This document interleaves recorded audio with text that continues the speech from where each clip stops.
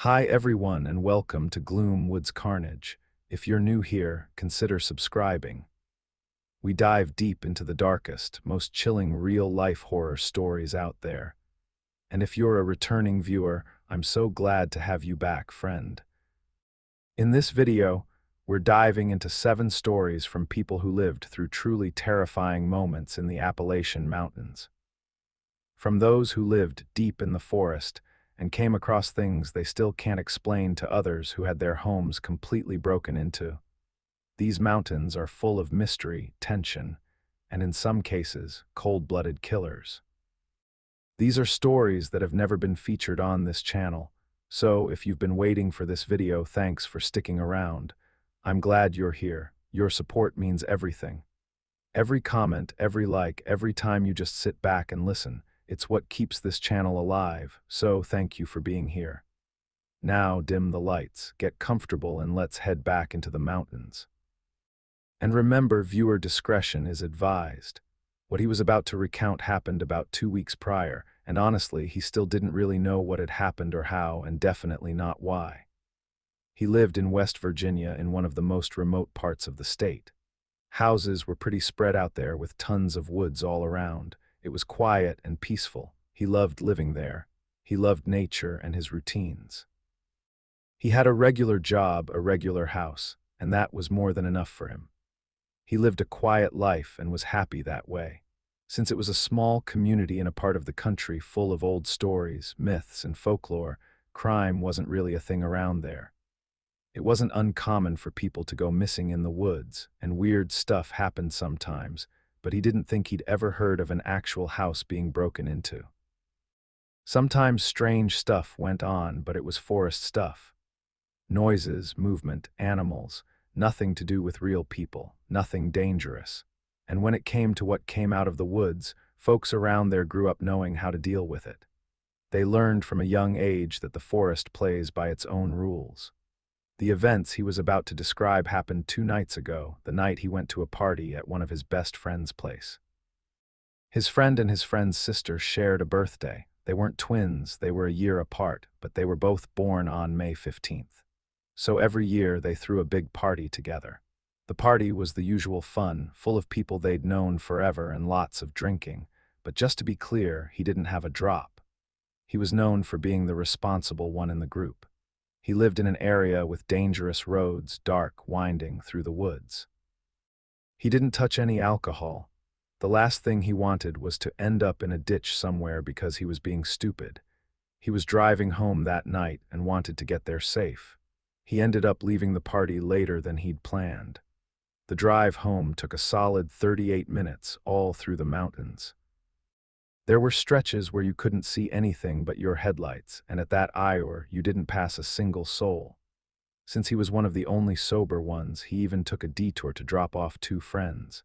That added another 15 minutes to the drive. It was no big deal. He knew those roads well, and he actually liked driving them at night.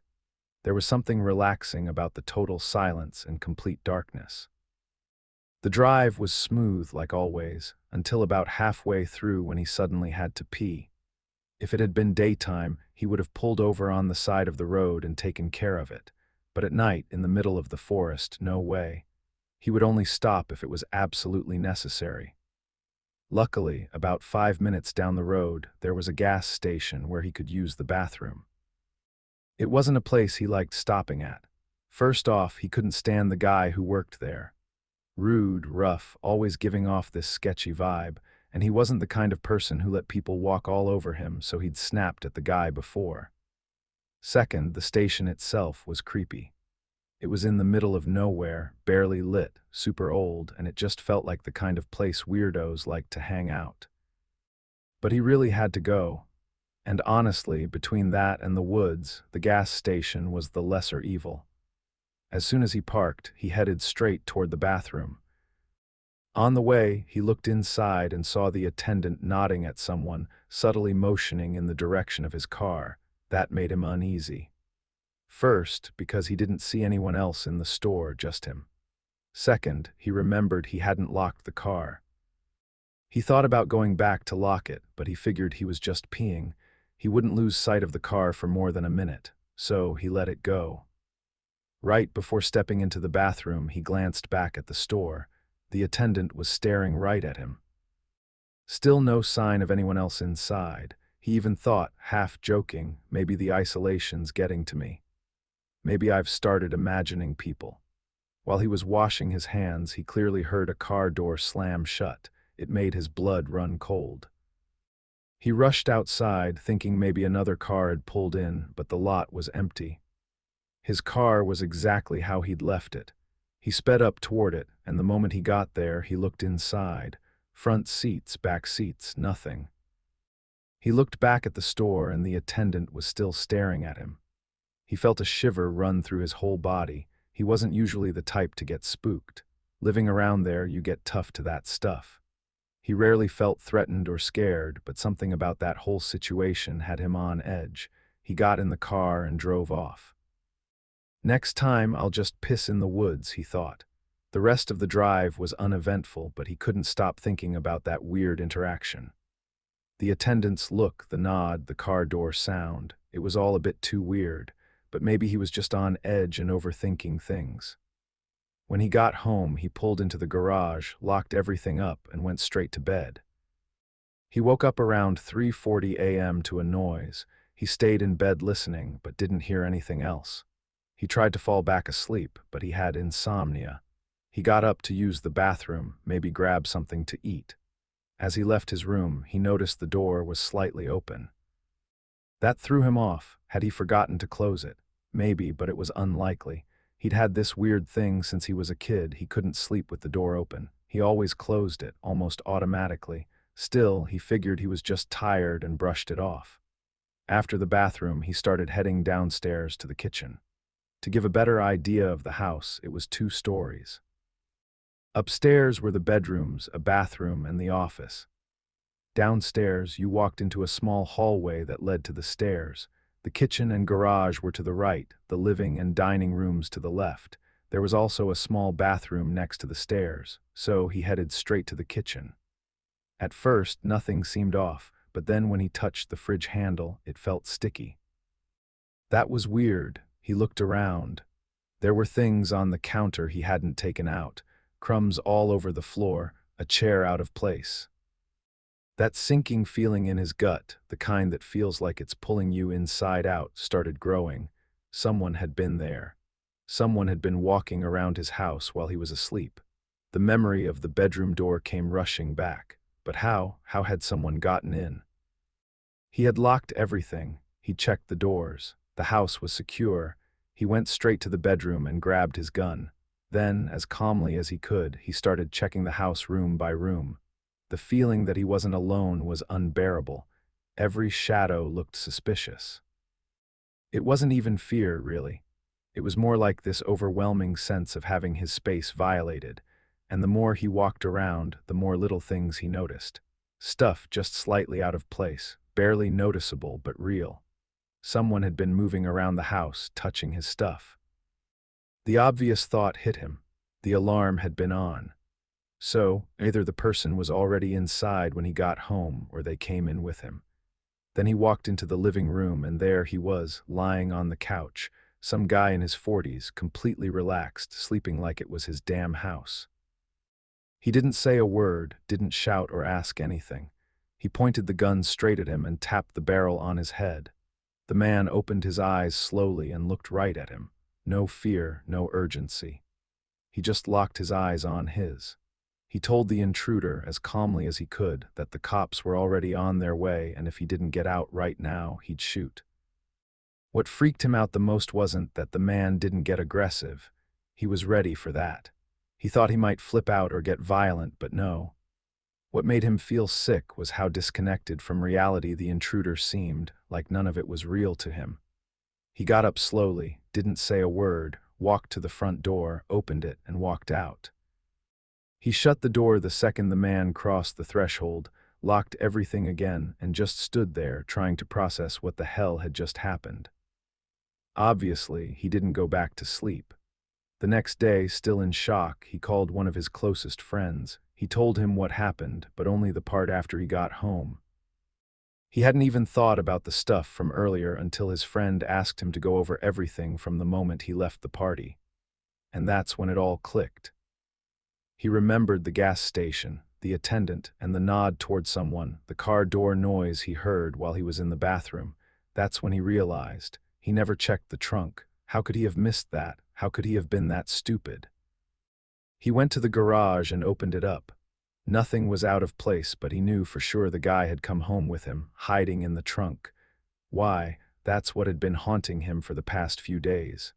The weird part was that nothing was stolen. The intruder didn't look homeless. The only thing that made sense was that he was high, and that explained why he seemed so out of it. What pissed him off the most was thinking about the gas station attendant. He knew that guy knew something. He was in on it somehow. He was sure of it, and he knew one of these days he was going to lose his patience and confront him.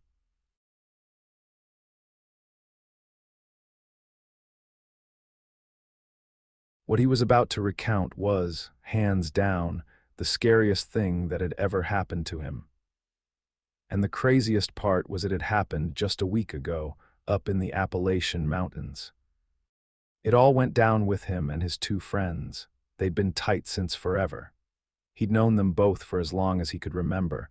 They were pretty much like siblings to him.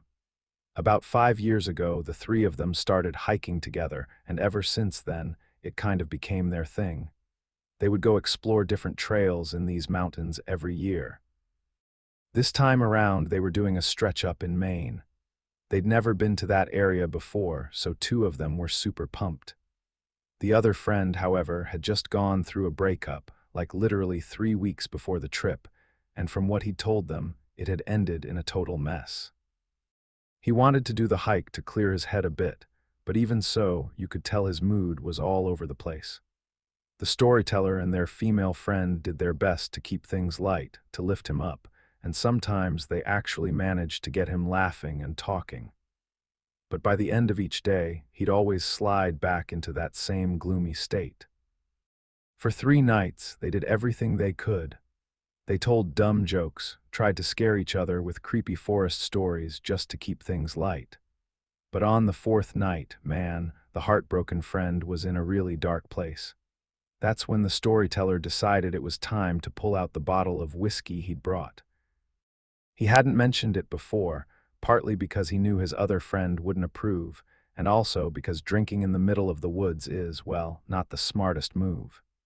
Your senses get all fogged up and out there. That can be the difference between life and death. But he knew his friend. This wasn't his first breakup. Actually, it was his third, and every time he'd fall into the same deep, miserable funk. So he figured, worst case, he'd let him drink just a little. That night, they were sitting around the fire talking about some YouTube video they'd watched about a camper who went missing near Black Mountain in Pennsylvania. The heartbroken friend had always been into that kind of spooky stuff, but even that didn't get a rise out of him. That's when the storyteller gave his other friend a little look, like stay cool, and went to grab the bottle. To his surprise, she didn't give him the look. You know the one. He thought she must have realized what he was trying to do. His friend's eyes lit up as soon as he saw the whiskey. Neither the storyteller nor their other companion had a drop. They wanted to stay sharp, but their friend drank and drank. At one point, he had to actually take the bottle away from him. But honestly, mission accomplished. It was like flipping a switch. He came back to life. He started laughing, talking, joking around again. And suddenly, the three of them were just having fun. It felt like the old days. It was one of those easy, goofy nights. And he was genuinely glad he'd packed that bottle last minute before leaving the house. They ended up heading to their tents a little later than usual. He already knew the next day was going to suck. His friend would be hungover and they'd all be wiped, but it was totally worth it for that one good night. Their tents were a bit spaced out. The spot they'd picked wasn't ideal, and that setup was just the most comfortable layout they could find. It took him a while to fall asleep, but he eventually drifted off, and then around 4 a.m., he woke up to the sound of a man laughing. He was so out of it at first that he didn't even register that it wasn't his friend. He just lay there half asleep, listening to this laugh echoing through the woods. Then suddenly, his female friend burst into his tent, whisper shouting that it wasn't their friend, that there was someone in the forest just a few steps away, laughing like a complete maniac. The adrenaline hit him hard. He snapped out of his fog, grabbed his gun, and just from the look in his friend's eyes, he knew she was freaking out. Which, honestly, who wouldn't be? They were in the middle of nowhere, high up in the mountains, in a place known for weird stories. And now there was some lunatic out there, laughing his ass off in the dark. He told his friend to go check on their buddy. Then he stepped out of the tent with his gun raised toward the sound. But he couldn't see anything, just pitch-black trees and that damn laughter. Sometimes it sounded super close, like the guy was right there between the trees. And then other times it felt further away, like he was running in circles around them. He yelled out that they were armed. The only response was louder, more high-pitched laughter. He yelled again, told him he wasn't messing around, but he just kept going, laughing and laughing. Sometimes it would stop and they'd get this dead silence, like the forest itself was holding its breath. Then, out of nowhere, it would start again. They stayed up all night, just sitting there, totally freaked out, waiting for daylight. And as soon as the sun came up, they didn't waste a second. They packed their stuff and got the hell out. They knew they were just a few hours away from a small town, and that's exactly where they headed. After that night, none of them wanted to spend one more minute in those woods. A man, let's call him the housesitter, had been in the business for about 6 years. Sometimes he also took on pet-sitting jobs, but most of the time it was just house-sitting. He lived in Atlanta, Georgia, and usually only took gigs around there unless the pay was really good and they covered all travel expenses. In this particular case, the situation was different. One of his best friends, who lived in West Virginia, asked him to look after his house. They'd known each other since they were kids. They were alike and used to spend hours playing games together. And even though these days they only saw each other maybe once a year, he knew his friend's house pretty well. The story he was about to tell happened about a year ago when he agreed to house-sit for him. His friend was going to be gone for a week and didn't want to leave the house empty. He warned him a few times about what he needed to do to stay safe in that area, which, to be fair, he already knew from previous visits. Another important thing was that about 3 years prior, his friend was sharing the house with a roommate. The house-sitter had never met him, but from what his friend told him, he seemed like a cool guy.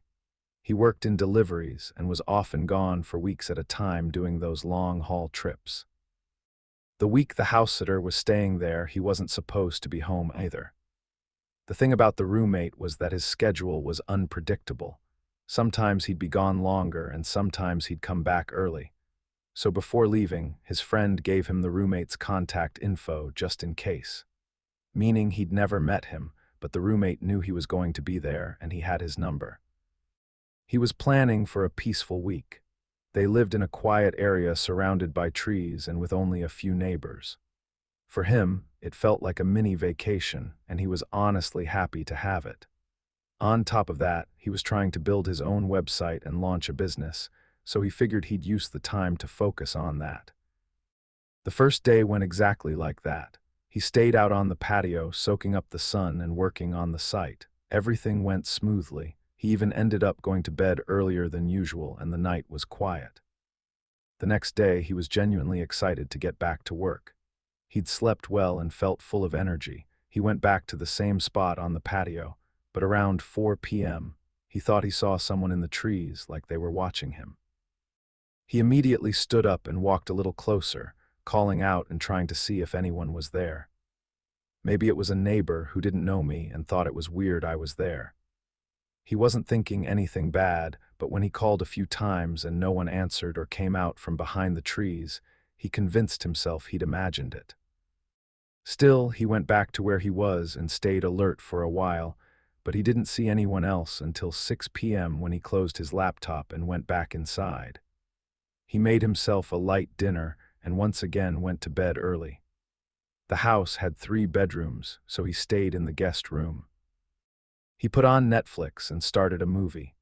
He thought he must have fallen asleep halfway through because he didn't even remember how it ended. He woke up around 3 a.m. to the sound of the front door opening and closing. He nearly had a heart attack. He was supposed to be alone, and the roommate wasn't supposed to come back that week, but whoever it was had used a key to come in through the front door, so it didn't even cross his mind that it wasn't him. His friend had already told him the roommate's schedule was weird. He stayed in the room, listening to the sounds downstairs.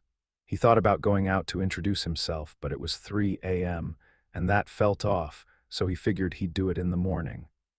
The only thing he did was quietly get up and lock the bedroom door. He heard the person come upstairs and go into the bathroom. The upstairs layout was like this. Right at the top of the stairs, to the right, was the bathroom. Then came his friend's room, the biggest one. Then the roommate's, the second biggest. And at the end of the hallway was the room he was in, which also served as storage. The only reason the room was set up at all was because his friend's sister used to stay there a lot. Then he heard the person leave the bathroom and walk down the hall. There was a loud, sharp noise, followed by a door opening. It freaked him out. The sound had been loud, but he couldn't tell what it was. He heard footsteps in the room, first slow, then faster, almost frantic. It made him feel uneasy. He seriously considered texting the roommate, but again, it was his house and he was the guest. He figured he'd just introduce himself in the morning and ask what that noise had been. He tried to go back to sleep, convincing himself everything was fine. But then he heard the door open again. Footsteps in the hall and someone trying to open his bedroom door. He jumped up right away, sat on the bed, and said it was him, that his friend had asked him to stay there. He waited for a response, but nothing. He could tell someone was on the other side of the door. Besides, he hadn't heard them walk away. He said the roommate's name again. Nothing. Dead silence. Then he heard the person walk off and go back downstairs. That whole interaction was one of the strangest things he'd ever experienced. His friend had assured him the roommate knew he was coming and that he was a chill guy. That was anything but chill. He tried to sleep again, but he couldn't. He turned the TV back on and just let it play whatever was on, not really paying attention. He got up early and went out to the porch to keep working on the site. But this time, he couldn't focus. He couldn't shake what had happened the night before, and he was starting to worry the roommate might actually be weird. He wasn't scared he'd hurt him or anything, he just didn't want things to get awkward between them. Around noon, he went back inside to make lunch. The roommate still hadn't come out of his room, but he didn't think much of it. He'd gotten in late and had probably stayed up unpacking or something. He ate, then went back to his usual spot on the porch. But by 5:00 p.m., he still hadn't shown up. He started feeling uncomfortable, like maybe he was avoiding him. So he decided to text him, saying he was there and that there was leftover lunch. The reply came almost immediately. He said he wasn't home and wouldn't be back for at least 2 more weeks. A cold chill ran through his body. Whoever had come in the night before had used the front door with a key. Could it have been his friend's sister, some other relative? He rushed back inside, shut the door behind him, and went upstairs. Whoever it was had gone through the bedrooms.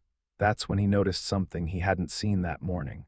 Both his friend's and the roommate's bedroom doors had signs of forced entry. His pulse kicked up. He went to try his friend's door. It wasn't locked and the room was a mess. Clothes everywhere, stuff all over the floor. Someone had been rummaging through it. He called his friend right away, desperate to find out who else could possibly have a key to the house. His friend's words froze him in place. No one else should have a copy. He said he'd talk to the roommate and call him back. When he did, he confirmed it. The roommate said he hadn't given a key to anyone either. It was getting late and he was genuinely worried the person might come back. So he told his friend he'd stay 1 more night, but he needed him back the next day. Then he barricaded the door, moved a dresser in front of it, and dragged the couch to block everything. Then he shut himself in the room and just hoped no one would try to come in that night. Luckily, no one did. And the next day, his friend was back. The roommate returned the day after that. The house had clearly been searched, but nothing seemed to be missing. Whoever had gotten inside knew exactly what they were looking for. He stayed with his friend that night while they changed the locks and waited for the roommate to come back. To this day, none of them know who got in, what they were after, or how they managed to get their hands on one of the keys. This all happened when a young woman was 19 and still living in West Virginia. It wasn't that she didn't like that part of the country. She actually loved it, and it was home for a long time, but after what happened, and all the isolation she felt afterward, she really needed to get away for a while. She ended up moving to California and now only goes back a few times a year to visit her parents and her brother. At the time, she had 2 jobs, one at a convenience store and the other at a gas station. She worked mornings at the store and then did 3 evening shifts a week at the gas station. She'd go in around 9 p.m. and get off around 2 a.m. For those who don't know, West Virginia, especially the part she lived in, is super remote. Lots of mountains and dense forest. It can be absolutely beautiful during the day, but at night, straight up terrifying. The gas station she worked at was just off the highway, so they did get a decent amount of customers, but the road to her house was completely isolated. It took her about 35 minutes to drive home through nothing but woods. Because it was so remote and they had a lot of truckers stopping by, she never worked alone. It was always her or whoever was on shift, plus someone in the back working the kitchen, making basic meals for people on the road, simple stuff just to keep them fed. That particular Tuesday it was raining, which made the station feel even darker than usual. It was already past 1 a.m., and both the cook and she were just about ready to clean up and head out. The only good thing about Tuesdays was getting to leave on time. But right around 1 hour and 5 minutes, this man walked in. And the second she saw him, something just felt off. He looked like the kind of guy who hadn't left his house in days, maybe holed up in a basement playing video games. Not that there was anything wrong with video games, she loved them. That was just the vibe he gave off. He didn't look like a trucker or a tourist, he just seemed out of place. She asked if he needed anything, and he said he was hungry and was going to grab a table. Before walking off, he asked for a black coffee and a bowl of fries. He sat at the farthest table in the place, but he positioned himself so he was facing directly toward the counter, straight toward her. So even though he was in the back corner, he had a clear view of her the whole time. As she worked, she could feel his eyes on her. Every time she glanced over, still staring. They exchanged a couple of polite, fake smiles, but she wasn't going to lie, he made her uncomfortable. Not in a super threatening way or anything, because she definitely dealt with worse at that job. Some guys were way too forward, the kind that didn't know how to take a no. There had even been a time when another customer had to step in and tell a guy to back off because she clearly wasn't interested. So, compared to that, he wasn't the worst. But still, something felt off.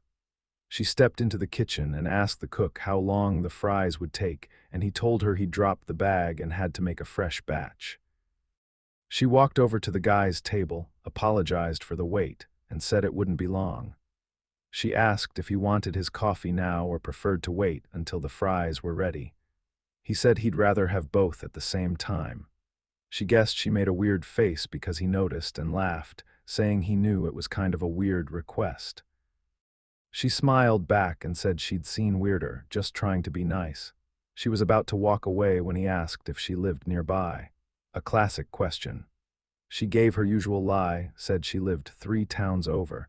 She never told strangers where she actually lived. Then he asked if she liked living there. She just gave a little shrug and said, "It's all right, not great, not awful, it is what it is." Then she excused herself, saying she had to check on something in the back just to get away from the conversation. When she came back with the food, he held out his hand and introduced himself. She just smiled, nodded, and went back behind the counter. A few minutes later, she heard a semi pulling into the lot, and for some reason, she felt a wave of relief. Just knowing there was someone else around helped. Around 1:30, the man finished eating. She dropped the check, just a subtle way to let him know it was time to go. Something about him was still bothering her. He paid in cash, said it was nice meeting her, and left. She felt instant relief watching him walk out, get in his car, and drive away. By the time it got close to 2 o'clock, they'd finished closing up and were ready to head home. The cook lived in the opposite direction from her. They locked the front door and each went to their cars. There were only their 2 cars in the lot. The cook's was closer to the entrance, so he got in, waved, and drove off. Hers was parked way in the back, as far from the door as possible. There were 5 trucks parked that night, so she'd had to leave her car all the way down there. She picked up her pace. It was pitch black in that part of the lot. The only thing still lit up was the vending machine. She had goosebumps everywhere. She jumped in her car, locked the doors, and tried to start it. Nothing. Tried again. Still nothing. That's when the panic kicked in. Her car had never failed her before.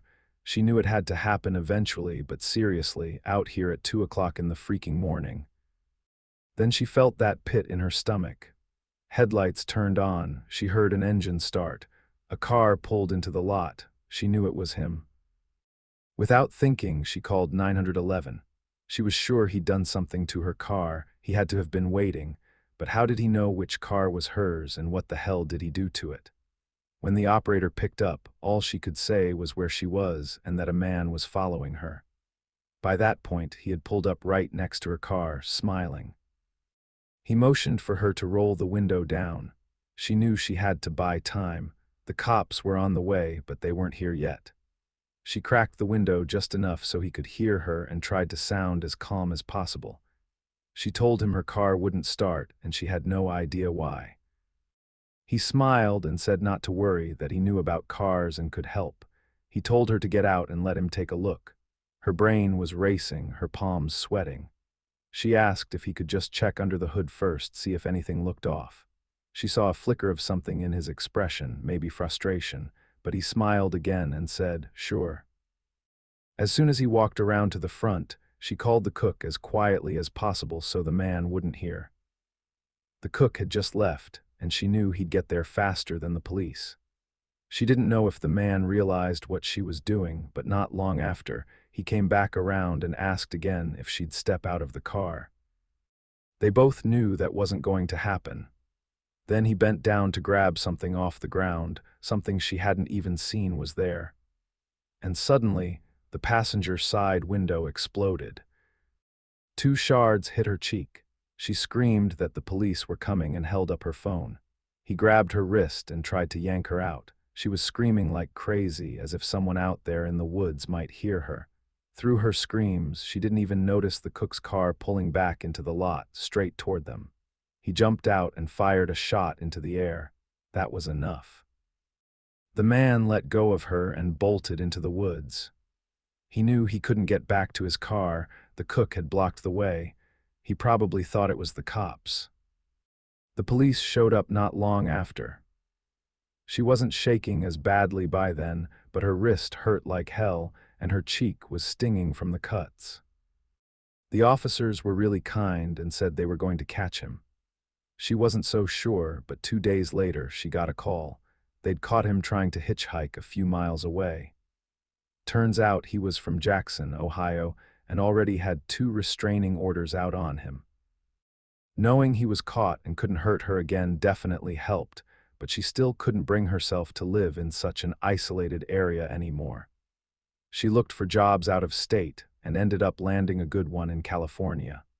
It's been 6 years now. She doesn't know if she'll ever move back, but one thing's for sure, she's never working another night shift again. The story that follows happened about 12 years ago, but it's still one of the most disturbing and confusing things its narrator has ever witnessed. It didn't happen to her directly, but she was there. She saw everything. It was with a friend of hers, let's call her the hiker. They met when they were kids and stayed close over the years, mostly because they both lived near a huge forest.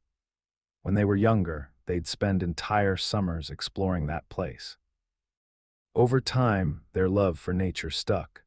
The hiker especially became a really experienced outdoorswoman. That summer, she wanted to hike a big chunk of the Appalachian Trail. She asked her friend to come with her, but she had just started a new job and couldn't take time off. So they made a plan. The hiker would start the trail alone, and a week later, her friend would meet up with her at a designated spot. She'd bring her new food, clean clothes, and take anything she didn't need back with her. That first weekend went great. The hiker's solo week had gone smoothly. She kept the pace she wanted and was feeling good. Their weekend together was nice too. They were in a busier area but still managed to find some cool trails. But on Sunday after lunch, her friend had to leave. She had work on Monday, and the hiker was going to keep going alone until their next meeting point. It was a simple plan.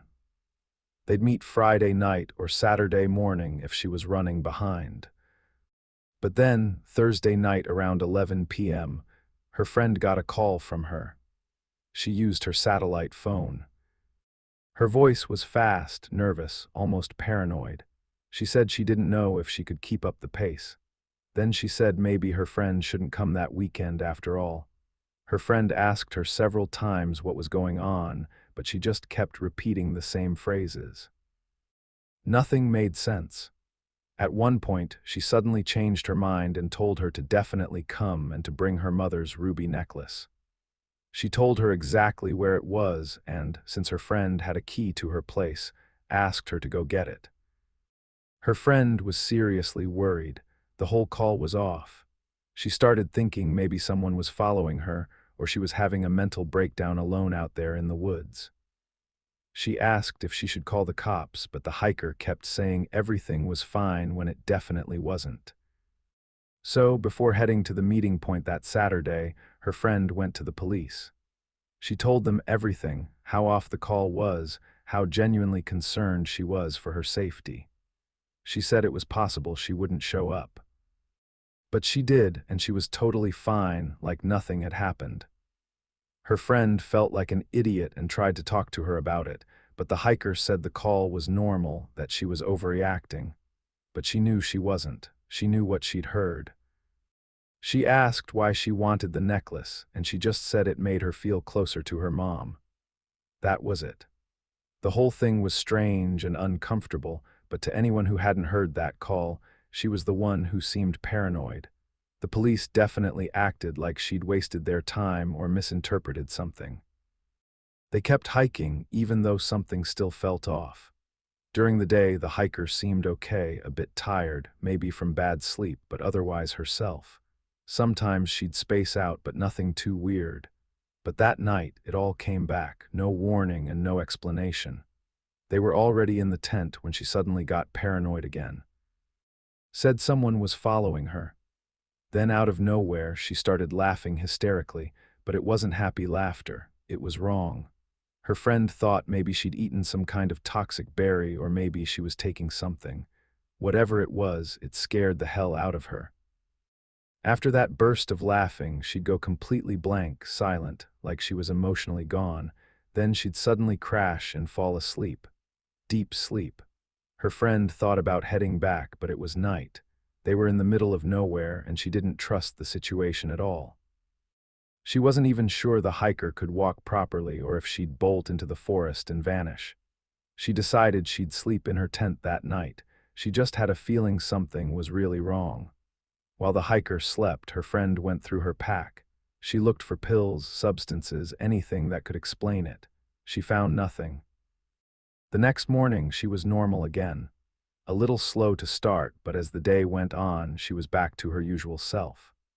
Her friend tried to bring it up, told her she wasn't okay and that they needed to leave, but she just insisted she was exaggerating, said she didn't remember anything, said she needed to finish the hike. So her friend told herself, tonight, I'm staying alert. If it happens again, I'm calling for help and getting her out of there. That evening, they set up camp again. The hiker said she was going to collect sticks for the fire. At first, her friend went with her, but halfway through, she realized it was a good chance to check her stuff again. She told her she needed to go to the bathroom and went back to camp. What she found froze her. There was a man, no clue where he came from, and he was putting something in her water bottle. Then he walked over to the hiker's bottle, opened it, and poured something in there too. She froze. The fear hit her instantly. She had no idea who this guy was or what he wanted, and she had nothing on her. She waited until he walked away, then sprinted back to the hiker. She was as shocked as she was, and from her reaction, it felt like she'd already suspected something was going on. They had to leave immediately, even if it was night. Someone was out there with them in that forest, and they had no idea what they were planning. They went back to camp, grabbed only their backpacks, and got ready to go. Before leaving, her friend tried to fake it. She spoke out loud like she was tired and didn't want to keep hiking that night. The hiker caught on right away and played along, saying they were just going for a short walk and would be back soon. They were trying to make it seem like they weren't actually leaving. It was their only shot. As they hiked, they definitely heard footsteps. The hiker looked at her friend right away. She heard it too. They picked up the pace as much as they could. Around 5 a.m., they made it to the start of a trailhead close to a more populated area, somewhere they could finally feel kind of safe. They called the cops right away. They told them everything, and that's when, accidentally, one of the officers let something slip. Turns out this wasn't the first report like this in that area. At least 3 similar incidents had already been reported, and 12 years later, the case is still open. And the man, he's still out there doing God knows what. A man who had been hiking all over different parts of the U.S. for about 13 years started right after his mom passed away. It was a time when he really needed to keep his mind busy, and he ended up falling totally in love with it. The isolation in some areas, the kindness of people in others, the landscapes, the challenges, everything became part of those moments. And over time, he learned to appreciate each one, even when someone kind of annoying or weird showed up and ruined the peace he was looking for. At least those people always gave him good stories to tell. But what happened to him 2 years ago in the Smokies? Well, that one didn't make for a good story, or actually, it's the one he was going to tell now. Even today, it's hard for him to think about it, because if he hadn't kept his cool and thought fast, he might not be here to tell it. A coworker of his owned a cabin up in the Smoky Mountains and usually rented it out to different people. Since they worked together, sometimes he let him stay there for next to nothing. That was actually his 3rd time at that cabin, and he loved it. Whenever he felt really stressed out or just wanted to go on a hike, he'd hit him up to see if it was available. It was the start of summer, which meant the Smokies were looking their best. He loved going during that time of year. He'd already been there for 3 days when everything started. Just to give a bit of context, the cabin was pretty isolated. It was rare to run into anyone, but it wasn't totally off the grid. It was actually just a few miles from a small town and relatively close to one of the more popular trails. So every now and then, you'd run into another hiker. 2 years ago, when he'd been there, he got a scare in the middle of the night when a couple knocked on the door, totally panicked because someone had been stalking them. He admitted he was pretty cautious at first, but they didn't have anything on them, and they seemed genuinely freaked out. They ended up having to call the cops because someone really was following them at night. That was the first time anything like that had happened to him, but he'd already heard a bunch of stories about that part of the country. So he always made sure not to take any unnecessary risks. He avoided going out at night, didn't do hikes that took him too far from the cabin, and always carried his gun. Even though he avoided going out at night, it wasn't like some hard rule. He had done it a few times, and that night, he was feeling kind of claustrophobic. His sister had called him to talk about a bunch of decisions they needed to make about their dad, and he just couldn't clear his head inside the cabin. So, he decided to take a short walk to a lake area that was nearby. It was a pretty chilled path, only taking about 15 minutes. It was already past 10 p.m. when he left the cabin and started walking toward the lake. The night was calm, full of the usual forest sounds. It actually felt good, and he was already feeling a lot better by the time he got close to the water. But that's when he saw them. These figures, or at least they looked like men, dressed head to toe in black, hoods up, throwing something into the lake. They were on a small boat, like a canoe or something, and whatever they were throwing in was huge. It looked super heavy, too, because one of them almost tipped over trying to get it overboard. He was still a good distance away, but since he wasn't expecting to see anyone, he didn't even realize he had his flashlight on.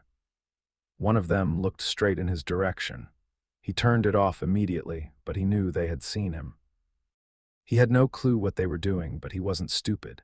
Whatever it was, it clearly wasn't good. It was the middle of nowhere late at night. They were all in black and throwing something massive into a lake. Yeah, that was shady as hell. Right before he turned and started heading back, he saw the one who had spotted him pull out a phone and make a call. He had no idea what happened after that because he was already putting distance between them. He walked fast for about 5 minutes. He just wanted to get back to the cabin. He was feeling seriously on edge, but then he heard a sound up ahead. A branch snapped, and it wasn't the kind of snap that happens naturally. He didn't know how to explain it, but he just knew someone was there. He stopped immediately and pointed his flashlight, and that's when a man stepped out from behind the trees, and he realized this was way worse than he thought. Not only had he been waiting for him, but he had a black scarf covering his face. He didn't want to be recognized, and he was there to confront him about what he'd just seen. He quickly pulled out the gun he always carried and aimed it at him, telling him to let him pass. The man asked him what he saw, and he told him that if he let him go, he hadn't seen a damn thing. But if he didn't, then yeah, he saw everything, and they were going to have a real problem.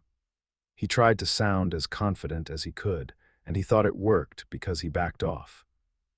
He started moving away slowly, still aiming at him the whole time. Then he started running. He knew they'd come after him. That guy only backed off because he was alone. Once the other two got back from the lake, it'd be 3 against 1. At that point, he decided to change the plan. He wasn't going back to the cabin. He was heading straight for his car and then to the police. The hike, or more like the sprint back to the car, was rough. The woods were full of noises, and he had no idea where that guy was or if anyone else was going to pop out of nowhere. At one point, he was absolutely sure he was being followed, but he kept going until he got to the car. Luckily, there was one thing he always did when he went out to places like this, something he picked up from a true crime documentary that had stuck with him ever since. To make sure he always had a way out, he'd bury a box near the car in a spot easy to recognize with a gun, a burner phone, a first aid and emergency kit, and a spare key to the car. He was pretty sure that's what saved him. He dug up that box as fast as he could, grabbed the key, and jumped into the car. It wasn't until he locked the doors and started the engine that he finally felt like he could breathe again. He went straight to the police and told them everything. The next day, they sent a team to the site, and after seeing the cabin had been completely broken into, they got a warrant to search the lake. That was the first real confirmation that at least part of his story was true. Nothing was found. Those other two must have stayed behind to recover whatever it was they threw in. How they did it, he had no clue. Meanwhile, someone else broke into the cabin looking for him. He knew that at least one of them had seen his face, so he never went back to that part of the country. And honestly, he didn't plan to. He also didn't work at the same company anymore. He heard his coworker only just started renting out the cabin again, and apparently there were people staying there right now. No idea if they knew the story, but he doubted it. He'd never seen anything about it go public. What happened on that trip, what one hiker was about to recount, completely changed the way he looked at the loneliness of the mountains. Before getting into it, he wanted to make it clear they weren't some clueless group of amateurs. Still, he knew for a fact they weren't ready for what went down. He, his wife, and their friend had already done several stretches of the Appalachians together. It started as this casual thing, weekend hikes here and there. But over time, it became a real tradition. Those little weekend treks turned into full-on expeditions. Tougher trails, longer days deep in off-the-grid wilderness, cold nights, either in shelters, tents, or just under the stars. They'd done it all. Truth is, Those hikes were a kind of therapy for all of them. He worked in tech, constantly buried under notifications and meetings. His wife was a nurse, carrying around emotional weight most people couldn't even imagine. And their friend, a high school teacher, seemed to always carry that quiet frustration of someone who's expected to be a mom, a therapist, and an educator to a bunch of teenagers, especially in a country that's been waging war on public education for years. So yeah, that week they had planned in the mountains of southern West Virginia, they were counting down the days. Just the three of them. No signal, no noise, just the forest and its sounds. The first few days went exactly as planned. They kept the pace they wanted, hit the parts of the trail they'd mapped out.